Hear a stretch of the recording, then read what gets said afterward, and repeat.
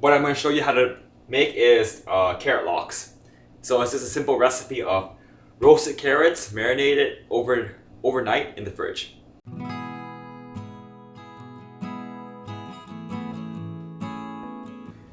We got some carrots here, which we're going to wash.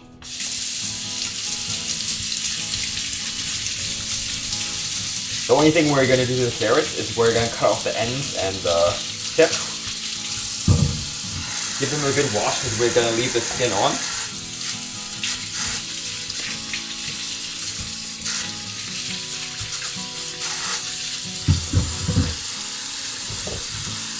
And when you pick the carrots, you want to generally pick larger carrots so it's less work when we're slicing them. Because if you pick a bunch of small carrots, they're harder to slice and it takes a lot more work to slice a bunch of small carrots. So grab the biggest ones you can.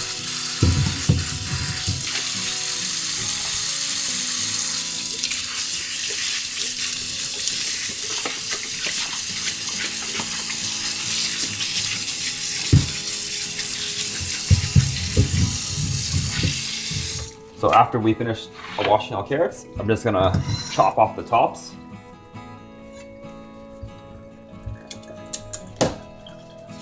And the ends. And if you see some imperfections, you could cut it off, but try not to take off too much of the skin. Because if you take too much off the skin, it's gonna be really mushy when you take it out, and it'd be hard to cut afterwards.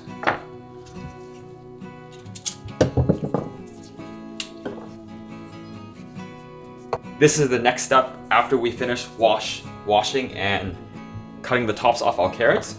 We're gonna arrange them on our baking sheets. We generally want to keep the same carrots on the same size carrots on the same sheet. So if we have some smaller ones, I'm gonna put it on one sheet, and the bigger ones I might put on a different sheet. So separate them, and you want them pretty evenly spaced apart to your best ability, kind of like this. Then I'm gonna add a generous amount of salt.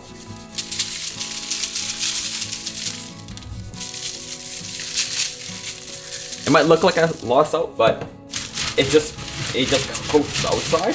Then I'm gonna try to rub the salt in so it's evenly coated around the carrot.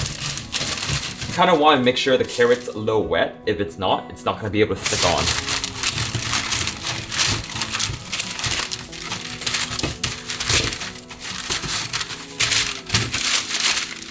And when we're using parchment paper, we want to make sure we have a large piece of parchment paper that gives us enough room for the carrots to roast and not spill over.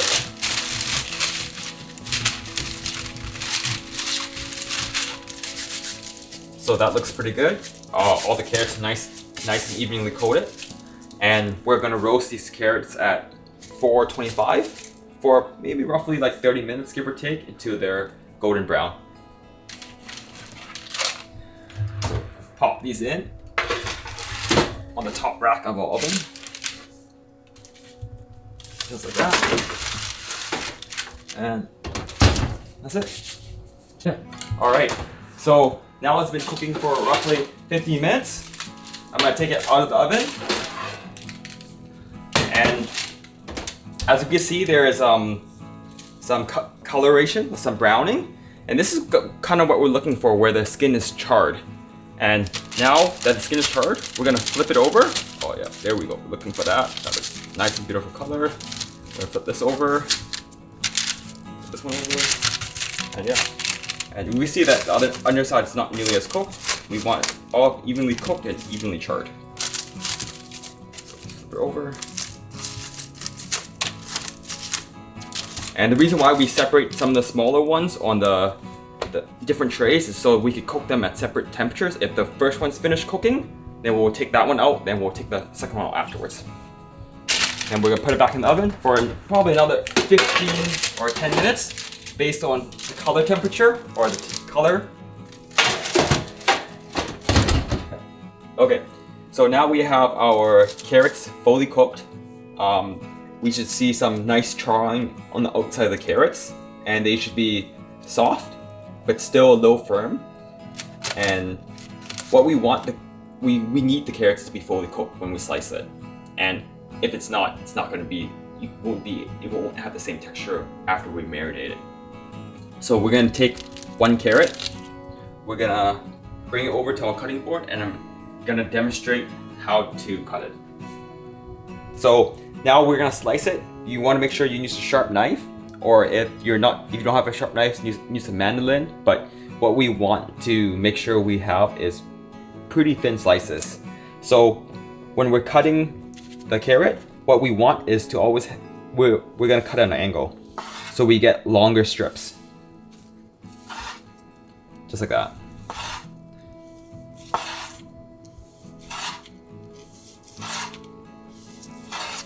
So the strip should be nice and thin. We could go a little thinner if you're able to do it with your knife, but roughly around there. And we see that the carrot is pretty tender and soft. And we want to keep cutting on a bias throughout the whole carrots. And now you see why having larger carrots, it's gonna be much faster.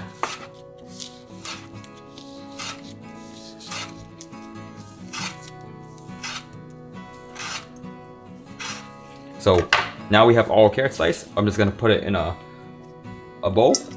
And once we finish slicing all carrots, we could make our marinade and marinate it.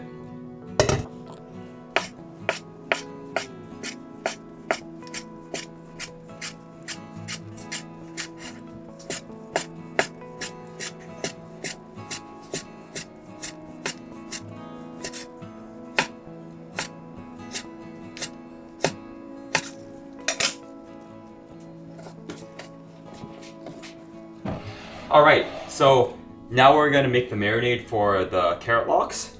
We have a bunch of different ingredients. Our main oil that we're gonna add into our carrot lox is olive oil, because since the carrots were cooked in just oven baked with no oil, we need to add some fat back into it. And to make it taste more like fish, that's why we add olive oil. We add a little bit of sesame oil. To give it that real salty taste, we're gonna add soy sauce, some vegan fish sauce, and miso to add a salty umami flavor. We're gonna add a little sweetness with maple syrup, a tiny bit of liquid smoke, smoked salt, and just a little bit of rice vinegar. But I use seasoned rice vinegar because this is what I have on hand, but you could also just use plain rice vinegar or apple cider vinegar. And the final ingredient would be seaweed. You could use whole sheet seaweed, or I have a pre-ground seaweed here on hand. So what I like to do is to get the seasoning more evenly distributed between the carrots, I like to blend everything. What also it does with the seasoning, it also emulsifies the oil with the other ingredients. So I'm gonna add probably around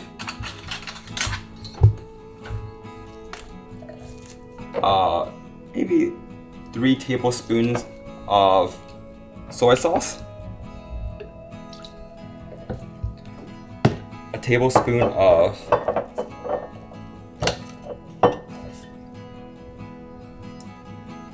fish sauce, a tablespoon of maple syrup, a tablespoon of miso,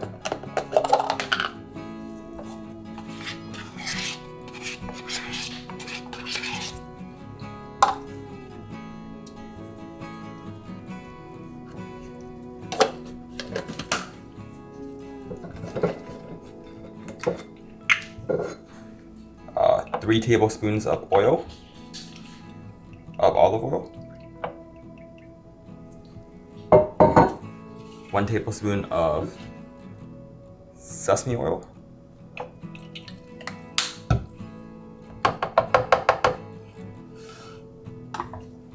a little bit of liquid smoke,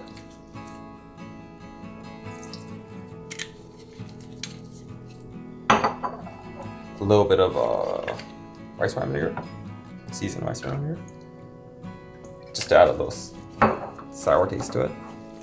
Then some seaweed.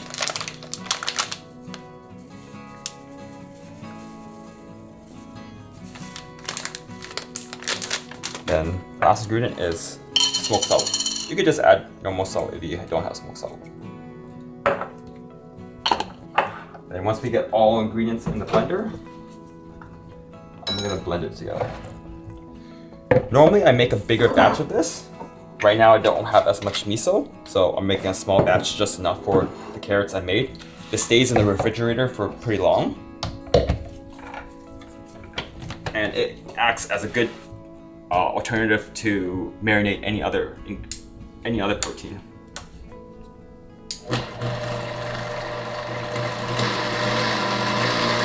So when we're blending it, all we want to do is we want to make sure everything is well combined.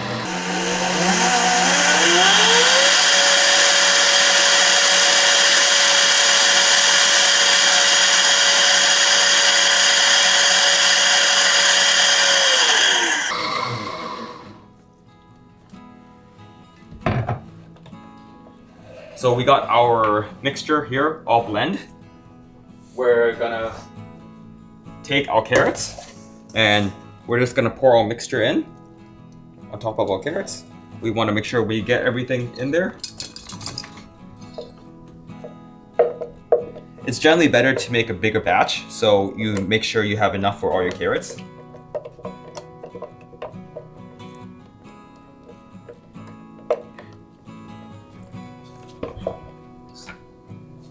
And now, once we get our mixture in, all we're gonna do is use our hands to mix it, make sure everything is coated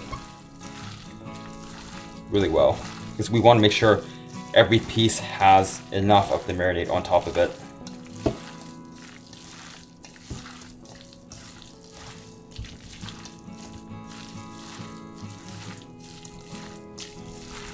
You want to let the marinade sit with the carrots for a bit before we package it.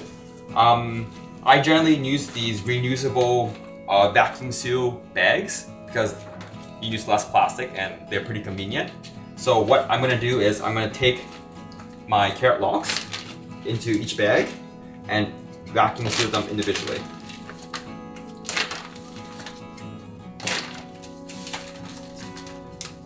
So the reason why I use these vacuum seal bags or a vacuum sealer is because I generally find that with anything that's marinating, vacuum seal bags marinate it much better because there's no air and it kind of locks in the flavor. And what it also does, it preserves it for much longer. So I've had these carrot logs in the fridge for up to 2 or 3 weeks, and it's perfectly fine if it's vacuum sealed. And it's definitely nice to make a big batch. Then if you have more than one bag, you could freeze it, and whenever you want more, whenever you want to have some carrot logs, you could just defrost it in the fridge the day before, and it's ready to go again. So just evenly put it into each bag. And one bag is a pretty big portion size, right? You can make quite a bit with one bag, one of these Ziploc bags. Now we're gonna vacuum seal it. Don't feel like you have to have the vacuum sealer, but just the results turn out much better in my opinion, in my experience. So we're gonna close these bags up, press it, close them up.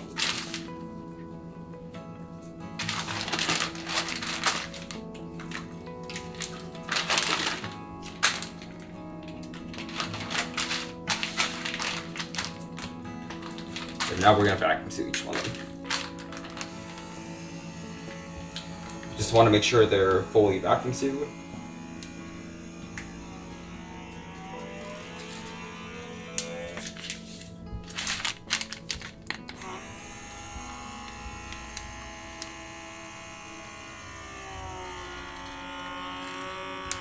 Now they're all vacuum sealed. We're gonna put them in the fridge. And if you have plans to freeze them, I would let them sit in the fridge first before we freeze any of them, because we want to let them come down to temperature before we freeze them. Okay? Since it's video, we have a pre-marinated product already. This has been probably marinating in the fridge for give or take 1 or 2 weeks, and looks perfectly fine. The longer it marinates, the more flavor it's gonna have. So I'm gonna demonstrate a very simple meal that me and my wife have on a pretty frequent basis. It's just a simple rice cracker. We take avocado, mash it onto the cracker, just like this.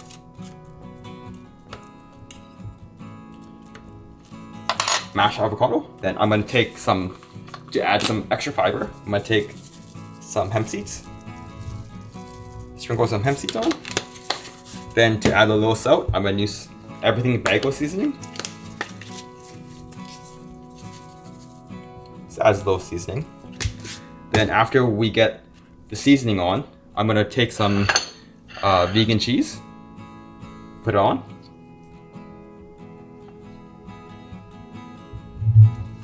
Then don't feel like you have to torch it, but I think torching it adds quite a bit of flavor. So once it's on, I'm just gonna torch it so it's a little brown. Just like that. Then the other ingredients I add are some sauerkraut to add extra fiber and some fermented foods. Some cooked beets that I've chopped and cubed.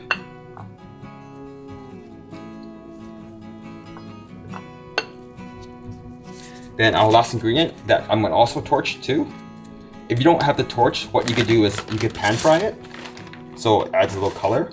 Because you can eat it raw, but I find that reheating it always adds a nice flavor to it. So we're gonna add our carrot locks on top of it. And now we're gonna torch it again. Since we've marinated it in some fat, it's gonna allow the carrots to brown pretty good. So we can see that it's charring up. It's adding a little bit of extra smoky flavor to it. Then what we're gonna finish off this rice cracker is with some kale. And this is the finished product. It's a simple rice cracker that you can make on a regular basis that tastes delicious. And that's what I generally use the carrot locks for.